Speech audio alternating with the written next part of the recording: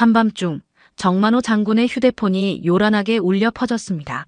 깊은 잠에서 깨어난 그는 흐릿한 눈으로 화면을 바라봤죠. 정우, 그의 아들이자 이제 막군에 들어간 이등병의 이름이 선명하게 표시되어 있었습니다. 여보세요? 정만호가 잠에 젖은 목소리로 전화를 받았습니다. 그러자 수화기 너머로 울먹이는 목소리가 들려왔어요. 아버지, 저 너무 힘들어요. 정만호는 즉시 완전히 깨어났습니다. 아들의 목소리에 담긴 고통이 그를 순식간에 긴장시켰어요. 왜? 무슨 일인데? 선임들이 매일 괴롭혀요. 시키고 무시하고 밤마다 불러서 숨도 못 쉬겠어요. 정우의 숨죽인 흐느낌이 전화기를 타고 전해졌습니다. 정만호는 침대에서 벌떡 일어나 앉았어요. 그의 표정이 점점 굳어갔죠. 어떻게 괴롭히는데? 자세히 말해봐. 그냥 이등병인데 왜 이렇게 미워하는지 모르겠어요. 정우의 목소리가 떨렸습니다. 말하면 더 심해질까봐 참았는데 도저히 못 참겠어요. 정만호의 가슴속에서 분노가 일었어요. 국방부 연설도 수없이 해봤지만 아들의 울음은 처음이었습니다. 그는 침대 옆에 놓인 군복을 바라보았죠. 수십 년간 입어온 그 제복에는 그의 자존심과 명예가 깃들어 있었지만 지금은 아들의 울음소리만이 그의 귓가를 맴돌았어요. 기다려라. 내가 가마. 정만호의 목소리는 단호했습니다. 통화를 끊은 후 그는 잠시 생각에 잠겼어요. 사단장으로서 공식적인 절차를 밟는다면 시간이 오래 걸릴 테고 그 사이에 아들은 계속해서 고통받을 것입니다. 그는 입고 있던 군복을 벗고 조용히 민간 자켓을 걸쳤죠. 이번엔 사단장이 아니라 아비로 간다. 정만호는 결심했어요. 그는 서랍에서 자동차 키를 꺼내 들고 집을 나섰습니다. 깊은 밤, 도로는 한적했고 가로등만이 그의 여정을 비추었죠. 차 안에서 정만호는 아들이 겪고 있을 괴롭힘을 상상하며 핸들을 꽉 쥐었어요. 군 생활의 엄격함은 이해해도 폭력과 괴롭힘은 결코 용납할 수 없는 일이었습니다. 부대를 향해 달리는 동안 정만호의 마음속에는 아들을 향한 걱정과 함께 자신이 만들어온 군 문화에 대한 성찰이 교차했어요. 그는 군부대로 향했습니다. 부대 정문에 도착한 정만호는 어둠을 가르며 차량에서 내렸습니다. 깊은 밤, 정적 속에서 그의 발걸음만이 유일한 소리였죠. 정문 앞을 지나려는 순간 양옆에서 총을 맨 2명의 병사가 나타나 그의 앞을 막아섰어요. 민간인 출입 금지입니다. 경계 근무 중인 병사가 단호하게 말했습니다. 정만호는 그들을 차분히 바라보았어요. 급한 일입니다. 아들이 안에 있습니다. 신분증 제시 바랍니다. 다른 병사가 앞으로 한 걸음 다가섰죠. 정만호는 흔들리는 눈으로 병사들을 바라보며 조용히 말했어요. 내 아들, 이등병 정우, 괴롭힘을 당하고 있어. 확인만 하고 돌아가겠소. 그러나 병사들은 여전히 강경했습니다. 민간인 출입은 안 됩니다. 정해진 절차 따르셔야 해요. 밤바람이 차갑게 불어오는 가운데 정만호의 인내심이 한계에 다다랐어요. 그는 한숨을 내쉬며 결정을 내렸습니다. 더 이상의 시간 낭비는 의미가 없었죠. 이렇게까지 해야겠나. 정만호는 중얼거렸어요. 그는 결국 조용히 자켓 안쪽을 펼쳤습니다. 어둠 속에서도 은색으로 빛나는 투스타 계급장이 드러났죠. 이것은 그가 감추고 싶었던 마지막 카드였어요. 병사들의 눈이 휘둥그레졌습니다. 처음에는 의심스러운 눈빛이었지만 곧 경외와 공포가 뒤섞인 표정으로 바뀌었죠. 지금, 투스타 사단장님. 한 병사가 믿을 수 없다는 듯 말을 더듬었어요. 아들 일이 아니면 이렇게 오지 않았을 거요. 정만호의 목소리는 낮지만 단호했습니다. 병사들은 서로 당황스러운 눈빛을 교환했죠. 그들에게는 처음 겪는 상황이었어요. 결국 한 병사가 다급히 무전기를 꺼내 상급자에게 보고했습니다. 지휘 통제실이십니까? 정문입니다. 지금 사단장님께서 민간복장으로 방문하셨습니다. 네, 맞습니다. 신원 확인했습니다. 순식간에 부대는 비상이 걸렸어요. 정만호의 신원을 확인한 간부들이 다급히 모이기 시작했고 정우가 속한 중대 지휘관과 생활관 간부 전원이 긴급 호출되었습니다. 잠에서 깨어난 그들의 얼굴에는 당혹감과 불안이 뒤섞여 있었죠. 문이 열리고 정만호는 부대 안으로 들어섰어요. 그를 맞이한 당직 사령이 긴장한 얼굴로 경례를 올렸습니다. 사단장님, 갑작스러운 방문에 준비가 미흡합니다. 무슨 일이십니까? 정만호는 단호하게 말했어요. 정우가 있는 생활관, 지금 데려오지 마. CCTV부터 보자. 당직 사령의 안내를 받아 통제실로 들어간 정만호의 표정은 굳어 있었습니다. 그의 마음속에는 이미 결심이 서 있었죠. 아들의 괴로움이 단순한 개인 간의 갈등인지 아니면 더 깊은 문제인지 확인해야 했어요. 통제실 안은 푸른빛 모니터 불빛으로 가득했습니다. 정만호는 당직 사령과 함께 모니터 앞에 섰어요. 그의 눈빛은 냉철했고 입술은 굳게 다물어져 있었죠. 최근 2주일간의 생활관 영상을 보여주시오. 정만호의 음성은 낮고 무거웠습니다.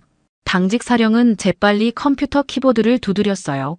화면에는 정우가 속한 생활관의 다양한 각도에서 촬영된 영상들이 나타났습니다. 시간대별로 영상이 재생되기 시작했죠. 첫 번째 영상, 밤 11시. 훈련복을 입은 이등병 정우가 잠에서 깨어나 불려나가는 모습이 보였어요. 영상은 이어져 정우가 취사장에서 선임들을 위해 커피 믹스를 타는 장면으로 넘어갔습니다. 피곤한 얼굴로 6잔의 커피를 준비하는 정우의 모습에 정만호의 눈썹이 미세하게 움찔했죠. 다음, 그가 말했어요. 두 번째 영상에서는 정우가 훈련을 마치고 생활관으로 돌아온 모습이 보였습니다. 그가 잠시 자리를 비운 사이 2명의 선임이 그의 군화 속에 물을 붓고는 서로 비웃으며 자리로 돌아갔어요. 돌아온 정우는 젖은 군화를 신고 표정이 굳었지만 아무 말도 하지 못했습니다. 정만호의 손이 천천히 주먹을 쥐었어요.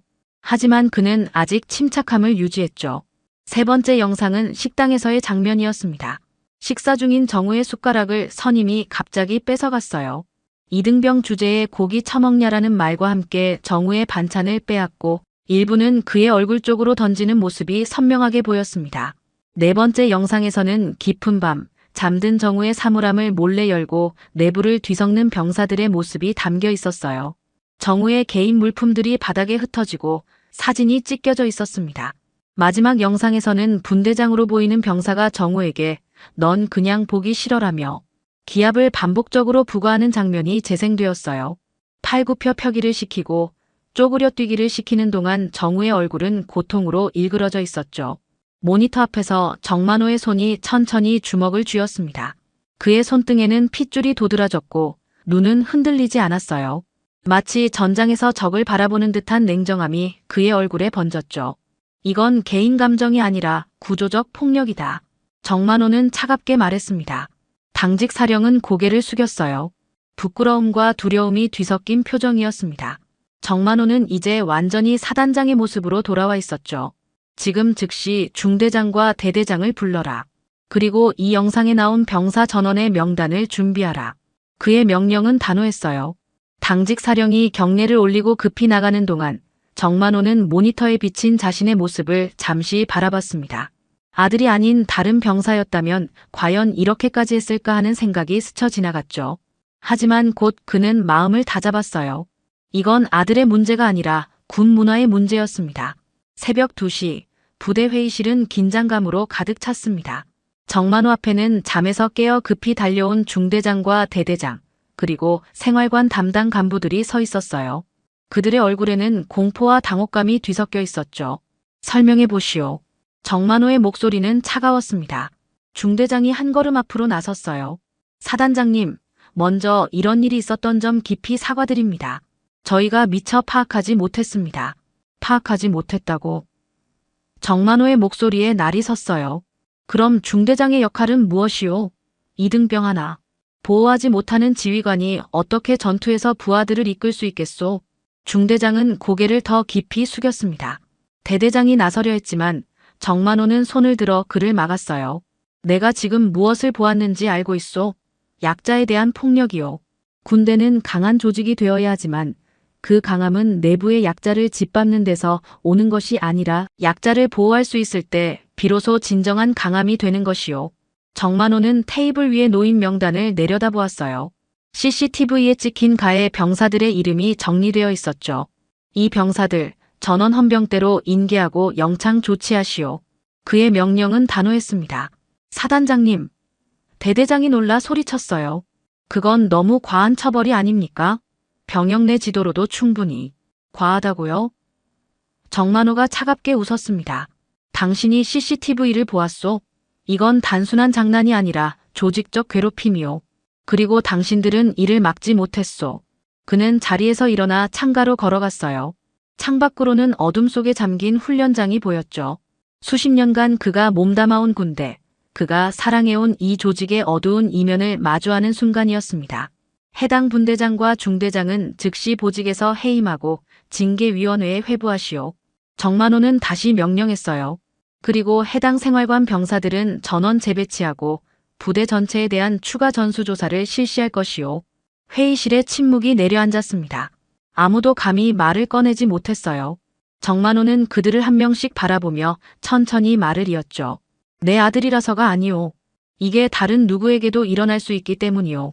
군대는 국가와 국민을 지키는 곳이지 서로를 괴롭히는 곳이 아니오. 간부들은 모두 고개를 숙였어요. 부대 내에 감돌던 숨죽인 분위기는 긴장과 반성으로 바뀌었습니다. 지금부터 1시간 안에 모든 조치를 완료하시오. 그리고 정만호는 잠시 말을 멈췄다가 다시 이어갔어요. 정우에게는 내가 여기 온 것을 알리지 마시오. 그냥 정상적인 절차로 진행된 것처럼 하시오. 알겠습니다, 사단장님. 대대장이 경례를 올렸어요. 정만호는 고개를 끄덕였습니다. 그의 얼굴에는 피로가 깃들었지만 눈빛만은 여전히 단호했어요. 이것은 끝이 아니라 시작이었죠. 그는 이 사건을 계기로 군 내부의 폭력 문화를 뿌리 뽑겠다는 결심을 굳혔습니다. 아침 6시 영내 행정반. 정우는 갑작스러운 호출에 긴장한 표정으로 문을 열었습니다. 여러 가지 생각이 그의 머릿속을 스쳐 지나갔어요. 어젯밤 아버지와의 통화가 혹시 문제가 된 것은 아닐까? 선임들에게 고자질했다는 소문이 퍼진 것은 아닐까? 그의 심장은 불안하게 뛰고 있었죠. 행정반 안으로 들어서자 정우는 그곳에 서 있는 민간 복장의 사람을 발견했어요. 순간 얼어붙은 그의 표정에는 믿을 수 없다는 놀라움이 가득했습니다. 아버지, 정만호가 그곳에 서 있었죠. 아버지? 정우는 떨리는 목소리로 말했어요. 정만호는 조용히 아들을 바라보았습니다. 그의 눈에는 복잡한 감정이 담겨 있었어요. 자신이 부대에 왔다는 사실이 아들에게 어떤 영향을 미칠지 잘 알고 있었죠. 정우는 주변을 둘러보았어요. 행정반에는 그들 둘만 있었습니다. 그는 울컥하는 감정을 참으며 말했죠. 죄송해요. 투스타 아들이란 말 안 하고 싶었어요. 오히려 그거 들킬까봐 더 무서웠어요. 정우의 목소리에는 긴 시간 참아온 고통과 미안함이 담겨 있었어요. 그는 아버지의 배경이 자신의 군 생활에 특혜로 작용하는 것을 원치 않았고 오히려 그것이 알려졌을 때 받을 더 큰 괴롭힘을 두려워했던 것이었죠. 정만호는 말없이 정우에게 다가가 그의 등을 감싸 안았습니다. 강인한 사단장의 모습은 온데간데없고 그저 아들을 걱정하는 한 아버지의 모습만이 그곳에 있었어요. 이젠 괜찮다. 정만호가 부드럽게 말했습니다. 그리고 넌 내 아들이 아니라도 그 누구보다 존중받아야 할 군인이다. 정우의 눈에 눈물이 고였어요. 그동안 참아왔던 모든 감정이 한순간에 터져 나오는 것 같았죠. 제가 참으려고 했어요. 군대니까 당연히 힘든 거라고 생각했는데. 아니다. 정만호는 단호하게 말했어요. 군대는 어려운 곳이지만 서로를 괴롭히는 곳이 아니다. 넌 잘못한 게 없어. 정우는 아버지의 품에서 고개를 들었습니다. 그의 눈에는 의문이 가득했어요. 어떻게 하셨어요? 제가 전화드린 건 아비의 직감이지. 정만호는 미소를 지었죠. 아들에게 자신의 방문이 어떤 파장을 일으켰는지 말할 필요는 없었습니다. 내가 괜찮아지는 게 중요하다. 그런데 정우는 불안한 눈빛으로 물었어요. 이제 어떻게 되는 거예요? 아버지가 오셨다는 게 다른 사람들에게 알려지면. 정만호는 아들의 어깨를 부드럽게 잡았습니다. 걱정 마라. 내가 겪은 일은 부당한 것이었고 그에 대한 조치가 이루어졌을 뿐이다. 내가 온 것과는 상관없이 정상적인 절차로 진행된 거야. 정우의 눈에서 안도의 표정이 스쳐 지나갔어요. 아버지가 자신의 입장을 이해해준다는 사실에 그는 깊은 감사함을 느꼈죠. 오늘부터 너는 새 생활관으로 배치된다. 정만호가 설명했어요. 새로운 시작을 하는 거야. 정우는 고개를 끄덕였습니다. 그의 얼굴에는 아직 불안함이 남아 있었지만 어제보다는 훨씬 밝아 보였어요. 아버지의 존재만으로도 그에게 큰 힘이 되었죠. 다음 날 아침, 정우는 새로운 생활관으로 이동했습니다. 낯선 얼굴들 사이에서 그는 조금 긴장한 모습이었어요. 짐을 정리하는 동안 다른 병사들이 호기심 어린 눈길로 그를 바라보는 것을 느낄 수 있었죠. 너 새로운 정우지? 난 분대장 김준호야. 한 병장이 다가와 정우에게 손을 내밀었어요. 그의 표정은 부드럽고 친절했습니다. 네, 이등병 정우입니다. 정우는 조심스럽게 답했어요. 이전 생활관에서의 경험 때문에 여전히 경계심이 남아 있었죠.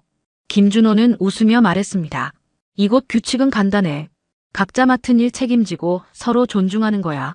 어려운 거 있으면 언제든 말해. 정우는 놀란 표정으로 고개를 끄덕였어요. 예상과는 너무나 다른 분위기에 그는 잠시 어떻게 반응해야 할지 몰랐죠.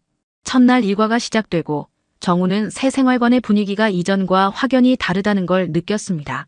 선임들이 고함을 지르거나 이유 없이 기합을 주는 일이 없었어요. 그 대신 업무는 공정하게 분배되었고 식사 시간에는 모두가 함께 자리에 앉아 대화를 나누었죠. 훈련소에선 어땠어? 옆자리에 앉은 병장이 물었습니다. 괜찮았어요. 힘들긴 했지만 정우는 조심스럽게 대답했어요. 다들 그렇지. 나도 처음엔 적응 못해서 고생 많이 했어. 병장은 웃으며 말했죠. 이등병 때가 제일 어렵지만 곧 익숙해질 거야. 이런 대화가 정우에게는 너무 낯설었습니다. 괴롭힘과 모욕 대신 동료애와 이해를 경험하는 것은 마치 다른 세계에 온 것 같은 기분이었어요. 일주일이 지나고 정우는 새로운 환경에 점차 적응해 갔습니다. 아침마다 일어나는 두려움은 사라졌고 그는 처음으로 군 생활에서 즐거움을 느끼기 시작했어요. 훈련도 더 열심히 참여했고 맡은 임무도 적극적으로 수행했죠.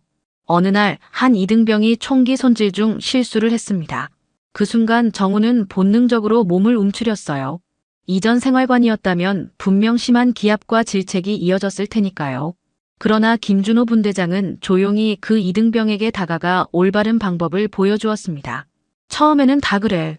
천천히 배우면 돼. 정우는 그 광경을 보며 작은 미소를 지었어요. 그리고 나중에 그 이등병에게 다가가 말했죠.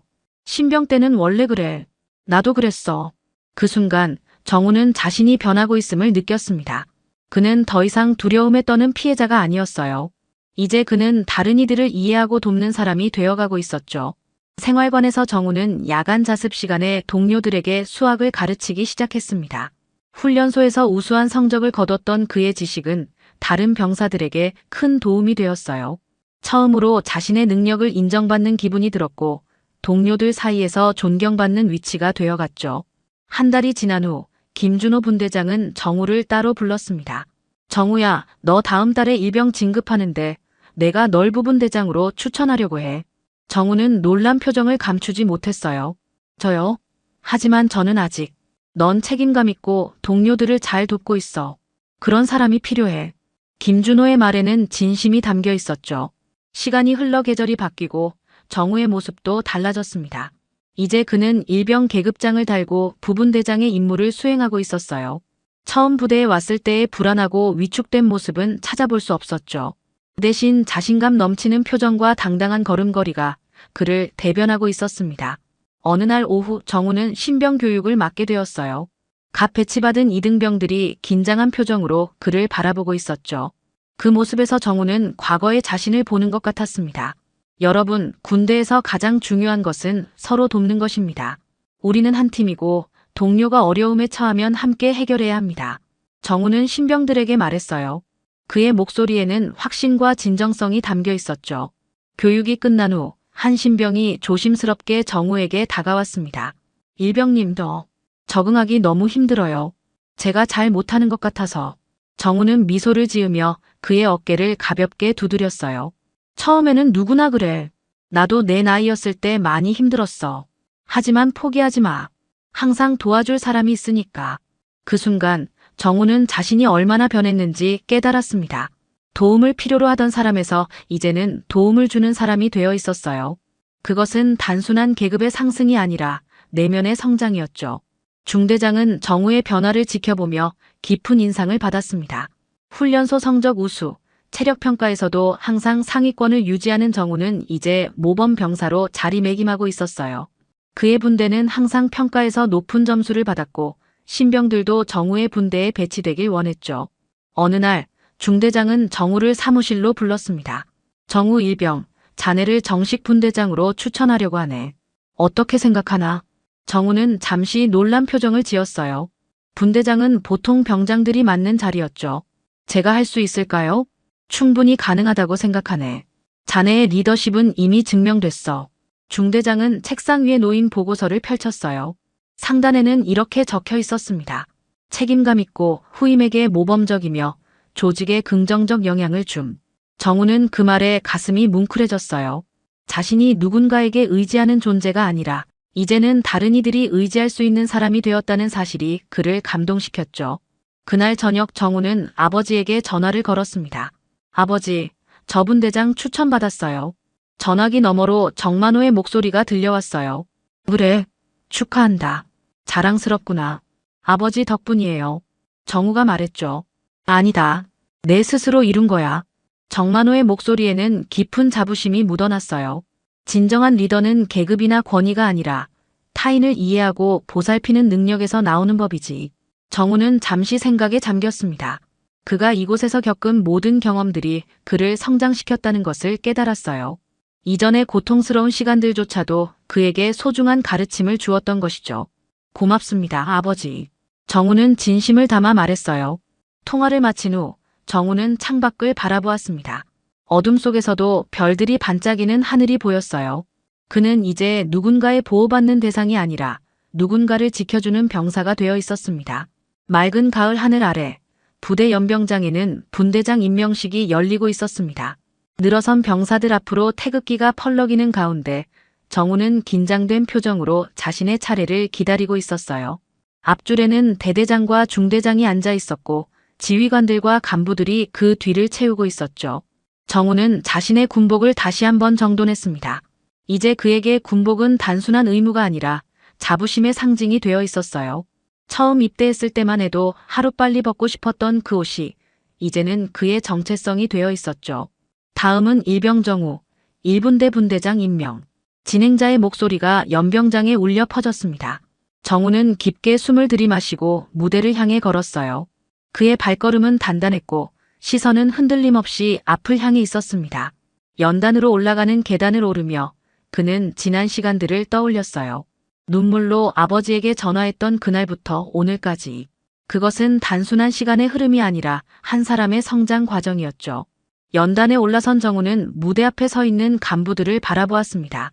그리고 그때 그는 조용히 뒤쪽에 서 있는 한 장군의 모습을 발견했어요. 정복을 입은 아버지 정만호였죠. 그의 얼굴에는 깊은 자부심과 감동이 어려 있었습니다. 정우의 가슴이 뛰었어요. 아버지가 여기 있다는 사실이 그에게 커다란 감동으로 다가왔습니다. 그는 침착함을 유지하려 애쓰며 대대장 앞에 섰죠. 일병정우, 1분대 분대장 임명을 명함. 대대장이 선언했어요. 네. 정우가 또렷한 목소리로 대답했습니다. 대대장은 정우의 어깨에 분대장 표식을 달아주었어요. 좋은 리더가 되길 바라네.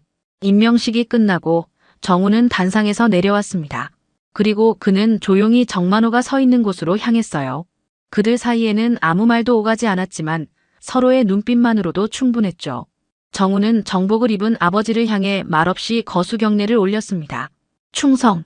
그의 경례는 단순한 군사적 예법이 아니었어요.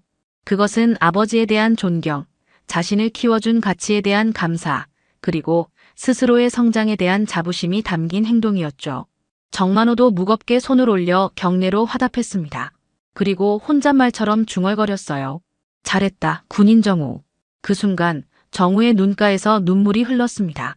그것은 약함의 표현이 아니라 깊은 감동의 표현이었어요. 이제 그는 두려움이 아닌 자부심으로 군복을 입는 사람이 되었죠. 식이 끝난 후 정만호와 정우는 부대 밖 카페에서 마주 앉았습니다. 아버지와 아들이지만 이제 그들은 동료 군인으로서도 서로를 바라보고 있었어요. 아버지, 그때 제가 전화드린 후에 뭐가 있었던 거죠? 정우가 조심스럽게 물었습니다. 정만호는 미소를 지었어요. 군대는 결국 사람이 만드는 조직이다. 좋은 사람들이 모여야 좋은 군대가 된다. 넌 이제 그 좋은 사람 중 하나가 되었구나. 정우는 고개를 끄덕였습니다. 앞으로 제 후임들은 절대 그런 일 겪지 않게 할 거예요. 그래, 그게 진짜 강한 군대를 만드는 방법이지. 정만호의 목소리에는 깊은 확신이 담겨 있었어요. 카페 창밖으로 부대의 모습이 보였습니다. 같은 공간이지만 이제 정우에게 그곳은 완전히 다른 의미를 가진 곳이 되어 있었어요. 두려움의 장소가 아니라 성장과 자부심의 공간으로 변화한 것이죠. 어서 돌아가. 내 분대원들이 기다릴 거다. 정만호가 말했습니다. 정우는 다시 한번 경례를 올렸어요. 이제 그의 얼굴에는 자신감과 책임감이 가득했습니다. 그는 돌아서서 부대로 향했죠. 이제 그는 누군가를 지키는 사람, 진정한 군인이 되어 있었습니다. 새벽 6시, 아직 사무실은 불도 켜지지 않은 시간입니다. 박순자 할머니는 74의 나이에도 매일 같은 시간에 출근해 화장실 청소를 시작하죠. 무릎을 꿇고 변기 뚜껑 안쪽까지 손으로 정성껏 닦습니다. 오랜 세월 동안 써온 손가락 마디는 굵고 거칠지만 그 손길만큼은 부드럽고 꼼꼼합니다. 세면대에 물때를 지우고 바닥에 얼룩까지 하나하나 정성스레 닦아냅니다. 방향제를 뿌리고 창문을 열어 환기시키는 순간 사무실로 젊은 직원들이 3355 들어오기 시작했습니다. 아, 또 이상한 냄새. 누군가 작게 중얼거리며 코를 찡그립니다. 할머니를 보자 고개를 돌리거나 일부러 휴지를 바닥에 떨어뜨리고 가는 직원도 있죠. 박순자 할머니는 그런 모습을 지켜보며 한숨을 삼킵니다. 하지만 표정 하나 바꾸지 않고 다시 걸레에 힘을 줍니다. 아휴, 냄새나게 뭐 저렇게 청소하냐. 젊은 여직원들의 수군거림이 귓가에 들려와도 할머니는 묵묵히 자신의 일을 이어갑니다. 청소는 그저 일이 아니라 사명 같은 것이었으니까요. 그 누구도 알아주지 않는 일이지만 박순자 할머니에게는 자부심이 담긴 일상이었습니다. 복도를 지나던 회사 대표 김민수가 급히 서류를 쏟았습니다. 박순자 할머니가 허리를 숙여 종이들을 조심스레 주우려 하자 민수의 차가운 목소리가 들려옵니다. 아, 됐어요. 손대지 마세요. 더럽잖아요. 할머니의 손이 멈칫합니다. 가슴 한구석이 찌르르 아파옵니다. 옆에 있던 30대 초반의 대리는 비웃음을 띄우며 거들었죠. 할머니, 세균 옮으니까 가까이 오지 마세요. 박순자 할머니는 입술을 꾹 깨물었습니다. 말없이 고개만 숙인 채 다시 걸레를 손에 쥐고 원래 하던 일로 돌아갑니다. 사무실 한켠에서는 과장이 투덜거립니다. 청소 상태 왜 이래? 화장실 냄새 나잖아. 일 제대로 안 하시나? 아무도 할머니의 새벽 출근을, 그 정성과 노력을 알아주지 않습니다. 박순자 할머니의 눈가에 맺힌 물기를 아무도 보지 못했습니다. 창밖엔 아침 햇살이 환하게 비치지만 할머니의 표정은 구름 낀 하늘처럼 어둡습니다. 그래도 묵묵히 오늘의 일을 마무리해야 합니다. 박순자 할머니의 손끝에는 삶의 무게가 고스란히 묻어 있었습니다. 오후가 되자 사무실은 더욱 분주해졌습니다. 박순자 할머니는 복도를 쓸다가 문득 사무실 안의 웅성거림에 귀를 기울였습니다. 무엇인가 심상치 않은 분위기가 느껴졌죠. 대표실에서 직원들이 모여 긴급 회의를 하는 모습이 유리문 너머로 보입니다. 사무실로 등기 우편이 도착했습니다. 빨간색 우편물이 접수대에 놓이는 순간 왠지 모를 긴장감이 공간을 감쌌습니다. 우편물을 받아든 대표는 봉투를 열기 전에 잠시 망설였습니다. 직감적으로 좋지 않은 소식임을 느꼈던 걸까요? 떨리는 손으로 편지를 꺼내 읽는 순간 대표의 얼굴에서 혈색이 싹 가셨습니다. 임대료 30% 인상 예정. 계약 연장 시 일주일 내 답변 요망. 대표의 목소리가 떨렸습니다. 마치 자신의 귀를 의심하는 듯 같은 문장을 2번, 3번 반복해 읽었죠. 30%라는 숫자가 그의 머릿속에서 울려 퍼집니다. 현실감 없는 숫자였습니다. 손에 쥔 종이가 미세하게 떨리는 모습이 주변 직원들의 눈에도 들어왔습니다. 팀장님들, 지금 당장 회의실로 모여주세요. 대표의 목소리에는 평소에 없던 긴박함이 묻어났습니다. 분주하게 움직이는 팀장들의 발걸음 소리가 사무실에 울려 퍼지자 평소와 다른 상황임을 직원들도 눈치챘습니다. 회의실 문이 닫히자 유리창 너머로 심각한 표정의 대표와 팀장들이 보였죠. 곧바로 긴급 회의가 소집되었고 40대 중반의 대표는 양손으로 이마를 짚으며 깊은 한숨을 내쉬었습니다. 이전에는 본 적 없는 패배감이 가득한 표정이었습니다. 요즘 매출도 안 나오는데 임대료까지 오르면 진짜 끝장이다. 대표의 말에 회의실은 무거운 침묵에 잠겼습니다. 누구도 쉽게 입을 열지 못했습니다. 회사의 재정 상황을 누구보다 잘 아는 재무팀장이 결국 입을 열었습니다. 현재 우리 운영자금으로는 30% 인상된 임대료를 감당하기 어렵습니다. 최소한 15% 정도는 협상해야. 팀장의 말이 끝나기도 전에 회의실 밖으로 소문이 새어나갔습니다. 직원들의 웅성거림이 복도까지 퍼져나갔죠. 우리 회사 진짜 망하는 거 아냐? 이번 달 월급은 받을 수 있을까? 퇴직금 제대로 받을 수 있을까? 불안과 공포가 사무실 전체를 순식간에 감쌌습니다. 박순자 할머니는 복도에서 걸레질을 하다가 그 소리를 들었습니다. 손에 힘이 풀려 걸레질을 멈추었죠. 수십 년간 이 건물에서 일하며 여러 회사들의 부침을 지켜봐 온 할머니였습니다. 그러나 이번만큼은 유독 걱정스러운 마음이 들었습니다. 박순자 할머니의 눈빛에 깊은 걱정이 서렸지만 누구에게 말할 수도 없었습니다. 그저 자신의 일에 더욱 정성을 다할 뿐이었죠. 다시 걸레에 힘을 주며 바닥을 닦아내는 손길이 평소보다 더 꼼꼼해졌습니다. 사무실의 공기는 마치 얼어붙은 듯 했습니다. 긴급 회의가 끝나고 팀장들이 각자의 자리로 돌아가자 직원들은 몰래 커뮤니티와 구직 사이트를 뒤적이기 시작했습니다. 컴퓨터 화면을 열심히 들여다보는 모습이지만 실제로는 새로운 일자리를 찾고 있었죠. 그들의 표정에는 불안과 초조함이 역력했습니다. 다음 날 사무실은 무거운 침묵에 휩싸였습니다. 박순자 할머니는 평소처럼 새벽 6시에 출근했지만 회사의 분위기는 완전히 달라져 있었죠. 뒤편에서 들려오는 속삭임들이 할머니의 귀에 들려왔습니다. 이 건물주는 진짜 사람 잡네. 30%라니. 미쳤어. 그래도 여기보다 월급 더 주는데 어디 없을까? 박순자 할머니는 묵묵히 화장실 변기를 닦으며 한숨을 내쉬었습니다. 오랜 세월 이 건물을 지켜온 그녀에게도 이러한 상황은 마음이 아팠습니다. 손에 묻은 물기를 닦아내며 잠시 생각에 잠겼습니다. 하지만 이내 정신을 차리고 다시 일에 집중했죠. 사무실의 한켠에서는 대표와 몇몇 임원들이 심각한 표정으로 대화를 나누고 있었습니다. 임대료 인상 문제를 어떻게든 해결해 보려는 듯 했지만 그들의 굳은 표정에서 상황이 녹록지 않음을 알 수 있었습니다. 건물주에게 직접 만나서 협상해 볼 수는 없을까요? 근데 건물주가 누군지 아는 사람이 있나? 관리사무소 통해서만 연락했었잖아. 그들의 말이 복도까지 새어나왔습니다. 박순자 할머니는 그 말을 듣고 걸레질을 잠시 멈추었지만 아무 말도 하지 않고 다시 일을 계속했습니다. 그녀의 눈빛에는 무언가 복잡한 감정이 스쳐 지나갔죠. 점심시간 직원들은 삼삼오오 모여 앉아 불안한 미래에 대해 이야기했습니다. 어느 누구도 박순자 할머니에게 눈길 한 번 주지 않았습니다. 할머니는 여전히 구석진 자리에서 홀로 도시락을 먹었습니다.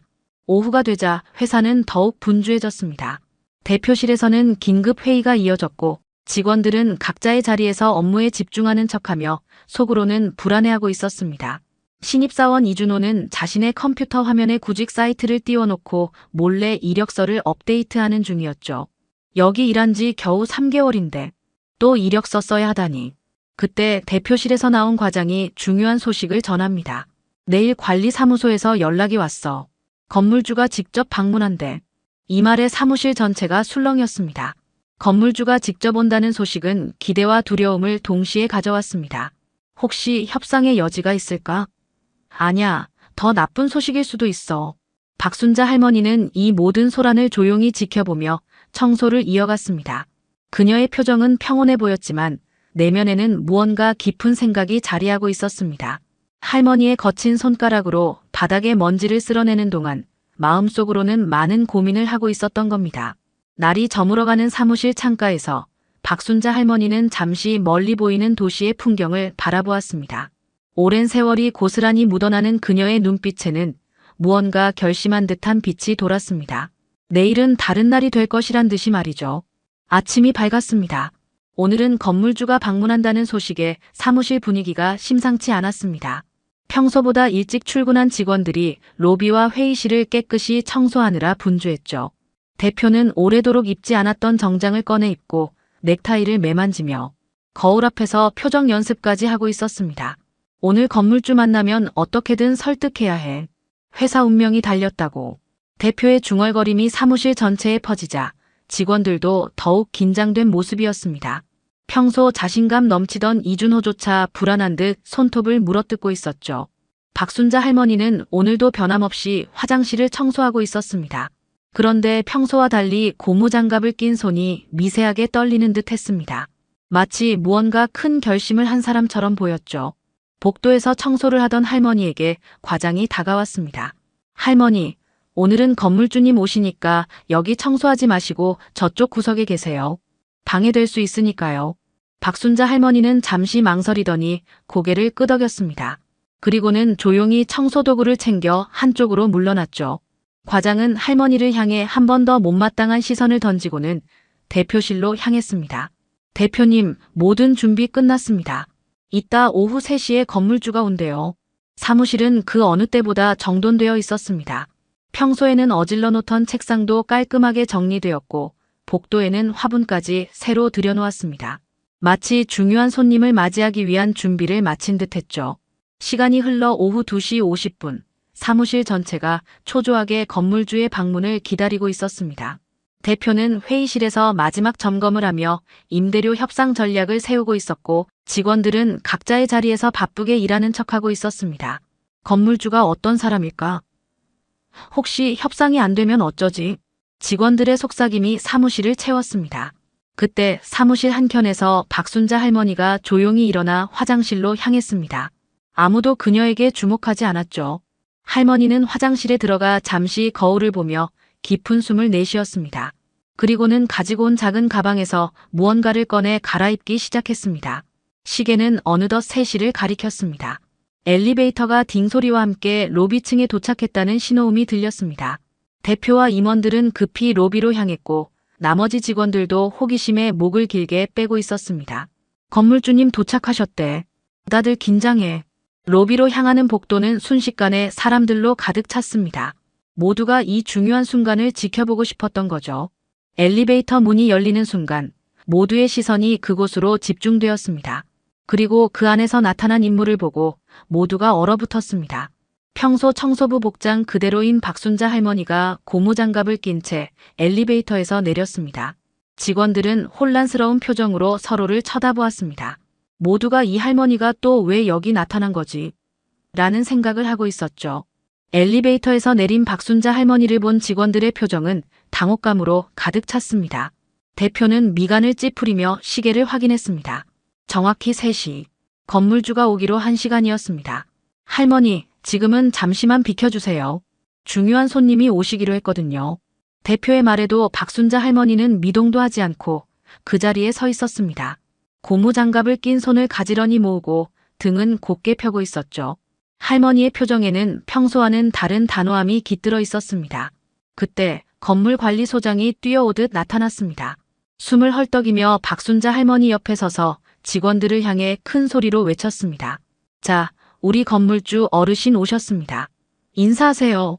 순간 사무실 전체가 얼어붙었습니다. 대표와 직원들의 눈이 휘둥그레졌고 입은 말을 잃은 채 벌어져 있었습니다.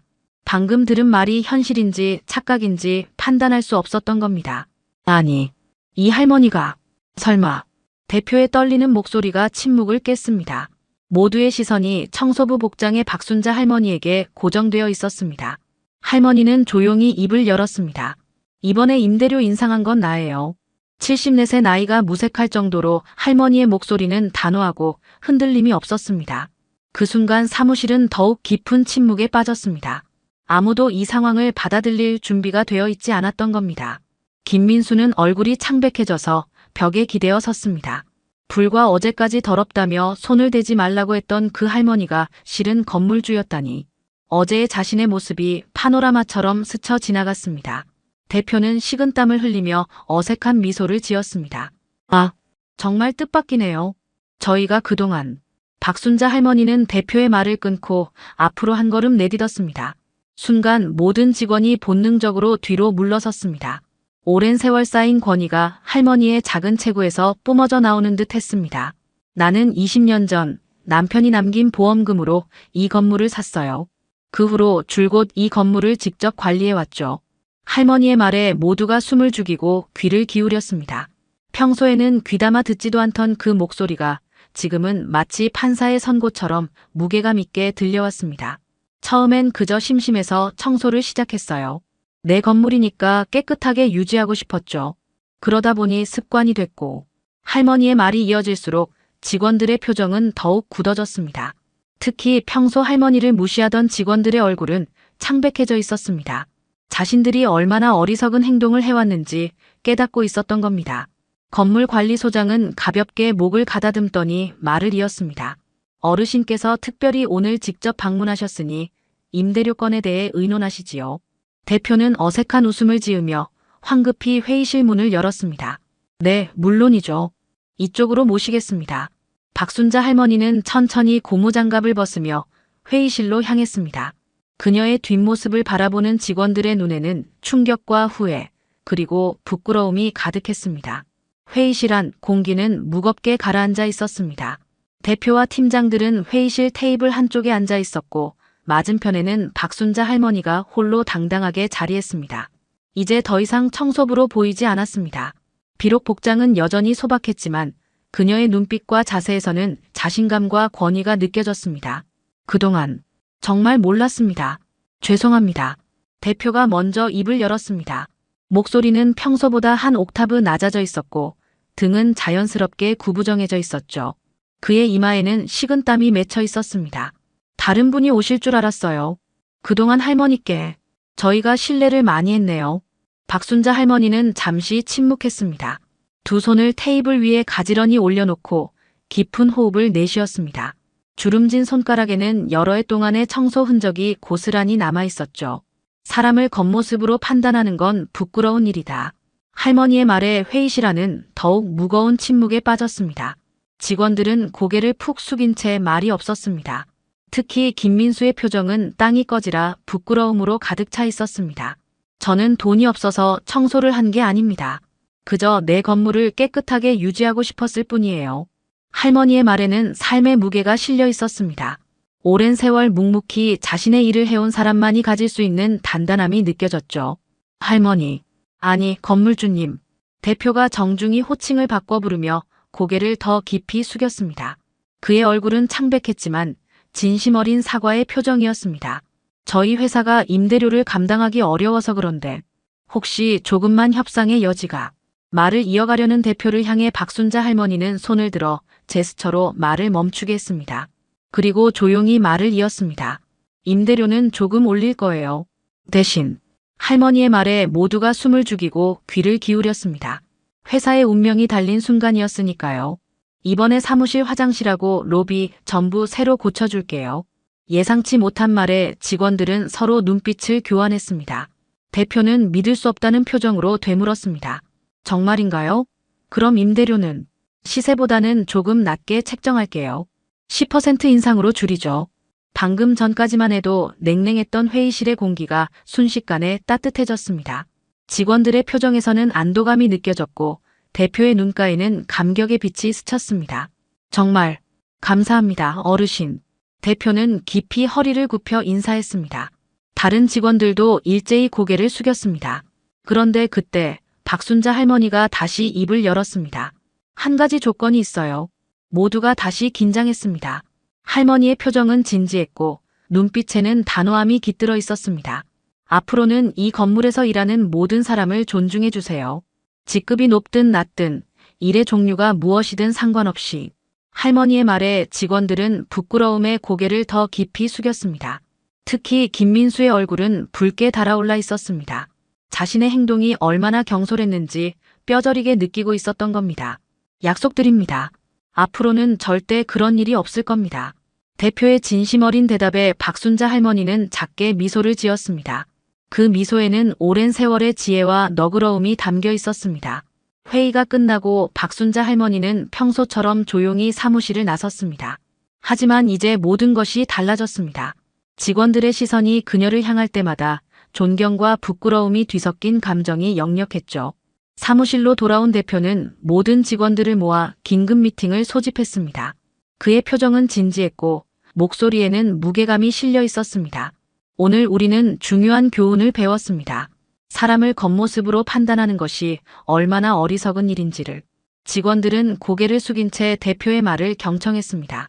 특히 평소 박순자 할머니를 무시하던 이들의 표정은 더욱 무거웠죠. 대표 김민수는 말을 이어갔습니다. 앞으로 우리 회사는 모든 사람을 존중하는 문화를 만들어 가겠습니다. 직급이나 역할에 상관없이 우리 모두는 가치 있는 존재입니다. 회의가 끝난 후 김민수는 혼자 화장실로 향했습니다. 그곳은 바로 어제까지 박순자 할머니가 무릎을 꿇고 정성껏 청소하던 곳이었습니다. 세면대를 바라보며 김민수의 눈에는 눈물이 맺혔습니다. 내가 얼마나 경솔했던 거야. 화장실 문을 열고 나오는데 복도에서 박순자 할머니와 마주쳤습니다.